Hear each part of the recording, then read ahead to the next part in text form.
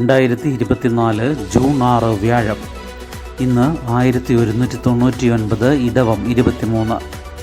വാർത്തകൾ വായിക്കുന്നത് ജി രവി. സർക്കാർ രൂപീകരണം കളമറിഞ്ഞ TDP JDU. ആവശ്യങ്ങളിൽ സ്പീക്കർ പദവി, പ്രധാന വകുപ്പുകൾ, പ്രത്യേക സംസ്ഥാന പദവി. മോദിയെ നേതാവായി തെരഞ്ഞെടുത്ത NDA ഘടകകക്ഷികൾ.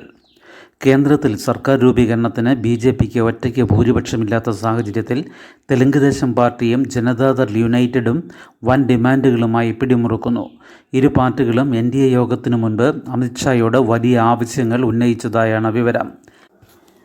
NDA ഘടകകക്ഷി നേതാക്കൾ ഇന്നലെ പ്രധാനമന്ത്രി നരേന്ദ്രമോദിയുടെ വസതിയിൽ യോഗം ചേർന്ന് അദ്ദേഹത്തെ നേതാവായി തെരഞ്ഞെടുത്തു. NDA യോഗങ്ങളിൽ സാധാരണ മോദിക്ക് സമീപം തന്നെ ഇരിക്കാറുള്ള അമിത്ഷാ ഇന്നലെ രാജ്നാഥ് സിംഗ്, BJP അധ്യക്ഷൻ JP നഡ്ഡ എന്നിവർക്ക് ശേഷം ഇരുന്നത് ശ്രദ്ധേയമായി. 2 ദിവസത്തിനകം NDA MPമാരുടെ യോഗം മോദിയെ പാർലമെൻ്ററി പാർട്ടി നേതാവായി തിരഞ്ഞെടുക്കും. 7 സ്വതന്ത്ര അംഗങ്ങളുടെ പിന്തുണ കൂടി NDAയ്ക്കുണ്ടാകുമെന്ന് BJP പ്രതീക്ഷിക്കുന്നു. സ്ഥിരീകരണമില്ലെങ്കിലും 8 രാത്രി 8 സത്യപ്രതിജ്ഞ നടത്താനാണ് ആലോചനയെന്ന് സൂചനയുണ്ട്.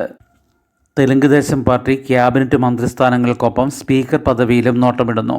ആഭ്യന്തര മന്ത്രിസ്ഥാനം തന്നെ ചോദിച്ചതായും അഭ്യൂഹമുണ്ട്. റെയിൽവേ, കൃഷി, വ്യവസായം, രാസവളം മന്ത്രാലയങ്ങളിൽ ക്യാബിനറ്റ് മന്ത്രിസ്ഥാനവും ബീഹാറിന് പ്രത്യേക പദവി, രാജ്യമെങ്ങും ജാതി സെൻസസ് തുടങ്ങിയ ആവശ്യങ്ങളും JDU ഉന്നയിക്കുന്നു. ആന്ധ്രാപ്രദേശിന് പ്രത്യേക പദവി TDPയുടെ ആവശ്യമാണ്. BJPക്ക് ഇക്കാര്യങ്ങളിൽ എതിർപ്പാണ് താനും. കൃഷി മന്ത്രാലയത്തിൽ JDSനും കണ്ണുണ്ട്. ശിവസേന ഷിൻഡെ വിഭാഗം, ചിരാഗ് പസ്വാന്റെ LJP, RLD, പവൻ കല്യാണിൻ്റെ ജനസേന എന്നിവയും ക്യാബിനറ്റ് മന്ത്രി പദവികൾ ലക്ഷ്യമിടുന്നു.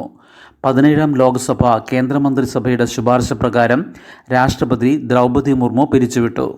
രാജിക്കത്ത് നൽകിയ മോദിയോട് കാവൽ പ്രധാനമന്ത്രിയായി തുടരാൻ രാഷ്ട്രപതി നിർദ്ദേശിച്ചു. ജൂൺ 16 വരെയാണ് ഈ ലോക്സഭയ്ക്ക് കാലാവധിയുണ്ടായിരുന്നത്. തൽക്കാലം പ്രതിപക്ഷത്ത് ഇന്ത്യ സഖ്യം. ഉചിത സമയം വരെ കാത്തിരിക്കാൻ തീരുമാനം. സർക്കാരുണ്ടാക്കാൻ തൽക്കാലം ശ്രമിക്കേണ്ടെന്ന് ഇന്ത്യ സഖ്യം തീരുമാനിച്ചു. BJPയെ അധികാരത്തിൽ നിന്ന് പുറത്താക്കാനുള്ള ഉചിത സമയത്തിനായി ക്ഷമയോടെ കാത്തിരിക്കാനും അതുവരെ ശക്തമായ പ്രതിപക്ഷമായി നിലകൊള്ളാനും കോൺഗ്രസ് പ്രസിഡന്റ് മല്ലികാർജുൻ ഖാർഗെയുടെ വസതിയിൽ ചേർന്ന യോഗത്തിൽ ധാരണയായി. BJP ഭരണം വേണ്ടെന്ന ജനങ്ങളുടെ തീരുമാനം നടപ്പാക്കാനുള്ള നടപടികൾ ഉചിത സമയത്ത് സ്വീകരിക്കുമെന്ന് ഖാർഗെ മാധ്യമങ്ങളോട് പറഞ്ഞു. ആര് പ്രതിപക്ഷ നേതാവാകുമെന്ന കാര്യത്തിൽ യോഗത്തിൽ ചർച്ചയായില്ല. രാഹുൽ ഗാന്ധി പദവി ഏറ്റെടുക്കണമെന്നാണ് കോൺഗ്രസിലെ ഭൂരിപക്ഷ അഭിപ്രായം. യോഗത്തിൽ 20 കക്ഷികളിൽ നിന്നുള്ള 33 നേതാക്കൾ പങ്കെടുത്തു. ബംഗാൾ മുഖ്യമന്ത്രി മമതാ ബാനർജിയും ശിവസേന ഉദ്ധവ് വിഭാഗം നേതാവ് ഉദ്ധവ് താക്കറെയും പ്രതിനിധികളെയാണ് അയച്ചത്. തിരഞ്ഞെടുപ്പ് പെരുമാറ്റച്ചട്ടം ഇന്ന് പിൻവലിക്കും. സ്ഥലം മാറ്റിയ ഉദ്യോഗസ്ഥരെ ഉടൻ മടക്കിക്കൊണ്ടുവരും. ലോക്സഭാ തിരഞ്ഞെടുപ്പുമായി ബന്ധപ്പെട്ട് രാജ്യത്താകെ മാർച്ച് 16 മുതൽ ഏർപ്പെടുത്തിയ മാതൃകാ പെരുമാറ്റച്ചട്ടം ഇന്ന് രാത്രിയോടെ പിൻവലിക്കും. നാളെ മുതൽ സർക്കാരിന് സ്വതന്ത്രമായി തീരുമാനങ്ങളെടുക്കാം. യോഗങ്ങളും ചേരാം. തിരഞ്ഞെടുപ്പുമായി ബന്ധപ്പെട്ട് ജില്ലയ്ക്ക് പുറത്തേക്ക് സ്ഥലം മാറ്റിയ ഉദ്യോഗസ്ഥരെ ഉടൻ മടക്കിക്കൊണ്ടുവരും. പോലീസ് സേനയിലാണ് ഏറ്റവും കൂടുതൽ പേരെ സ്ഥലം മാറ്റിയത്. ഇവരെ തിരിച്ചെത്തിക്കാനുള്ള ഉത്തരവ് ഈ ആഴ്ച തന്നെ ഇറക്കുമെന്നാണ് സൂചന. നിയമസഭാ സമ്മേളനം 10 ആരംഭിക്കുന്നതിന് മുൻപ് തന്നെ സ്ഥലമാറ്റം നടത്താനാണ് സർക്കാർ ഒരുങ്ങുന്നത്. ഒട്ടേറെ പദ്ധതികൾക്കായി ടെൻഡർ വിളിക്കുന്നത് അടക്കമുള്ള നടപടികൾ മരവിപ്പിച്ചിരിക്കുകയാണ്. കേരളത്തിൽ വോട്ടെടുപ്പ് കഴിഞ്ഞതിന് പിന്നാലെ ഈ പദ്ധതികൾക്ക് അനുമതി തേടി ചീഫ് സെക്രട്ടറി തിരഞ്ഞെടുപ്പ് കമ്മീഷനെ സമീപിച്ചെങ്കിലും മറുപടി ലഭിച്ചില്ല. ഇതേ തുടർന്ന് എല്ലാ പുതിയ തീരുമാനങ്ങളും സർക്കാർ മാറ്റിവെച്ചു.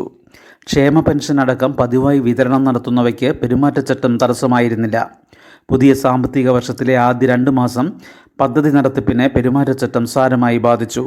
ടെൻഡർ പൂർത്തിയായെങ്കിലും വർക്ക് ഓർഡർ ഉൾപ്പെടെയുള്ള തുടർ നടപടികൾ പൂർത്തിയാക്കാൻ കഴിയാതെ പോയ തദ്ദേശ സ്ഥാപനങ്ങൾക്ക് ഫണ്ട് വിനിയോഗത്തിൽ വലിയ പ്രതിസന്ധിയുണ്ടായി. പോരായ്മ കണ്ടെത്തും, തിരുത്തുമെന്ന് മുഖ്യമന്ത്രി. തൃശ്ശൂരിലെ BJP വിജയം ഗൗരവത്തോടെ കാണുന്നു. ജനവിധി അംഗീകരിച്ചും ആഴത്തിൽ പരിശോധിച്ചും തിരുത്തൽ വരുത്തിയും സർക്കാർ കൂടുതൽ മികവോടെ പ്രവർത്തിക്കുമെന്ന് മുഖ്യമന്ത്രി പിണറായി വിജയൻ്റെ പ്രതികരണം. പോരായ്മകൾ കണ്ടെത്തി പരിഹരിക്കും. കേരളത്തിൽ LDFന് പ്രതീക്ഷിച്ച വിജയം നേടാനായില്ല. 2019 ഏറെക്കുറെ സമാനമായ ഫലമാണുണ്ടായത്. സർക്കാരിനെതിരായ സംഘടിത പ്രചരണങ്ങളെ പ്രതിരോധിക്കാനും ജനങ്ങളുടെ തെറ്റിദ്ധാരണ നീക്കാനും ശ്രമം ശക്തമാക്കുമെന്നും അദ്ദേഹം പറഞ്ഞു. തൃശൂരിൽ BJP നേടിയ വിജയം ഗൗരവത്തോടെയാണ് കാണുന്നത്. ഇത് വിമർശനാത്മകമായി വിലയിരുത്തണം.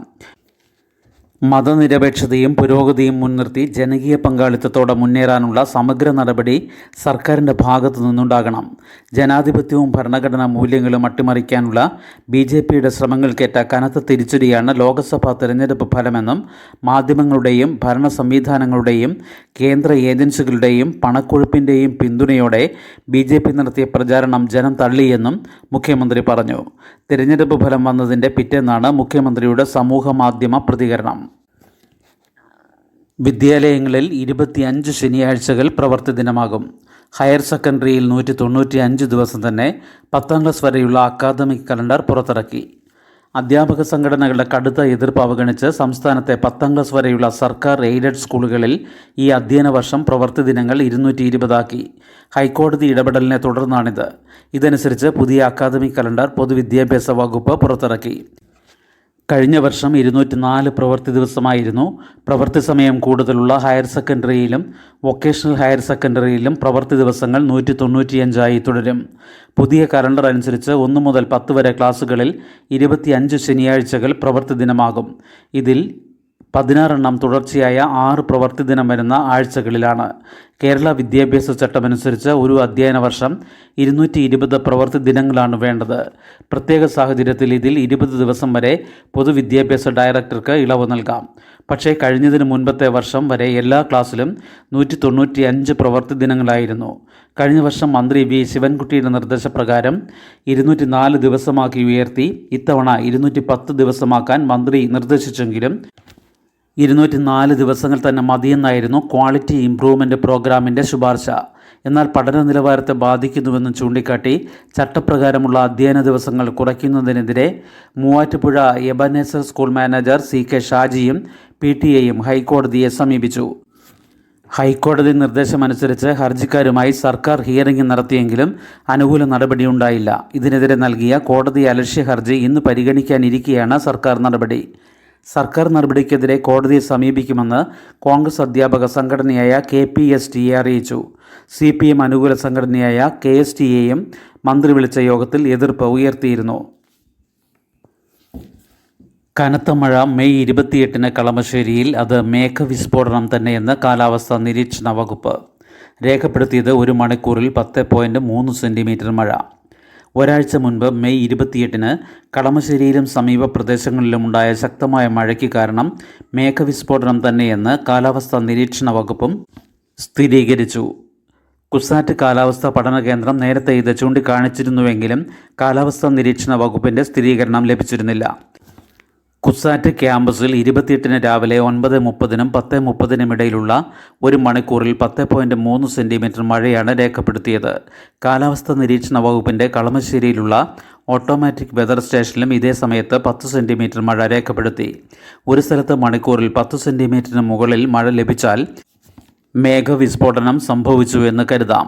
ഈ സാഹചര്യത്തിൽ കളമശ്ശേരിയിലും പരിസര പ്രദേശങ്ങളിലുമുള്ള മഴയ്ക്ക് കാരണം മേഘവിസ്ഫോടനമാണെന്ന് കരുതാമെന്ന് കാലാവസ്ഥാ നിരീക്ഷണ വകുപ്പ് അറിയിച്ചു.